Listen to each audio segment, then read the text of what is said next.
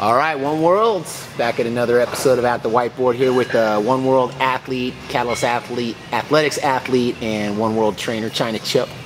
So Chyna, a couple of cool, exciting things happened to you recently as an athlete. Yep. I got picked up by a couple of sponsors, so I have ProAnix as a sponsor, PR Wraps, and Caffeine and Kilos. All right, so a little shout out to your sponsors right there.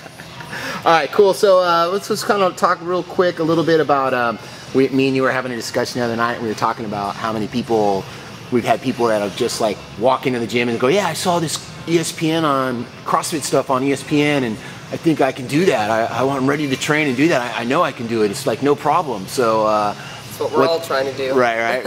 I think what we realize most people don't realize is just how much volume goes into training to be a top-notch games athlete. So you can't just come in 3 days a week for 1 hour, do a 5x3 deadlift and call it a day and expect to make it. What? What do you I wish mean? it worked like that. I got it all wrong if that's the way that it works. Yeah, so even at 5 days a week, an hour a day is just not going to cut it. So let's talk about and use you as an example. So on average, you work out 5 days a week, correct? Yes. You're on a 3 on, 1 off, 1 on, 1 off? No, 4 on, 1 off. 1 on, 1 off. Right. So Monday through Thursday, Friday off, Saturday on, Sunday off. Cool.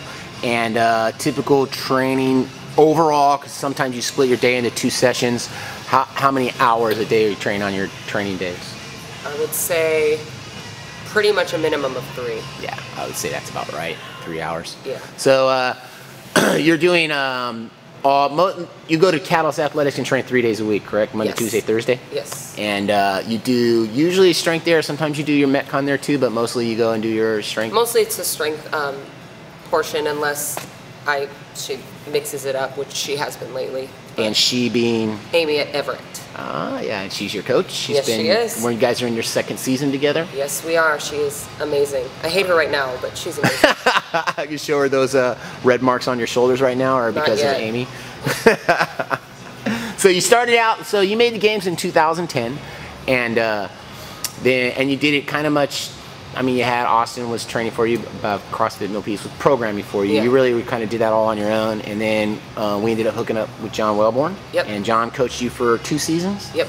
And then we switched over to Amy. Yep. You know, John kind of broke you John and got you to move you in the right way that you needed to get moving. But it just got kind of complicated with him living in SoCal, and then Amy was a nice fit 'cause she's here in Sunnyvale. Absolutely. Like really close. So she's been programming you. You're saying it takes about 3 to 4 hours a day to get your programming. So that means, let's talk about a typical day in the life of Chyna. So are you waking up at 6:30 in the morning and hitting ab mat sit-ups? Or? No. I do not get up before 8 or 8:30 in the morning. I'm a later to get up type of person because I don't normally leave the gym until 8:30 at night. So I start later, but it also ends later. I used to coach swimming, now I don't. I'm a full-time athlete, coach, personal trainer, lifting coach. It's kind of really awesome. I get to set my own schedule, which is convenient. So I get up around 8:30. Then I have breakfast, coffee, laundry, clean the kitchen, do some programming, Lucky Freddy, apparently. I'm normally out of the house about 10:30, either heading to One World to train or heading to Catalyst Athletics. Sometimes I have a client in the morning. This is just a typical day. I'll do my strength portion. I normally client in the afternoon, have lunch, coach afternoon class or 2, do my Metcon or whatever workout thing I have left, and then I normally coach after that as well, hence why I don't get out of here until about 8:30 at night. After that, just like a normal person, have dinner, flop on the couch, watch Breaking Bad, you know, The Voice. The usual. That's about it, though. All right, so got your day down. Sounds pretty busy. It is nice that you get to set your own schedule. So you get those couple hours of working out in. What are you doing, like nutrition-wise? What do you like?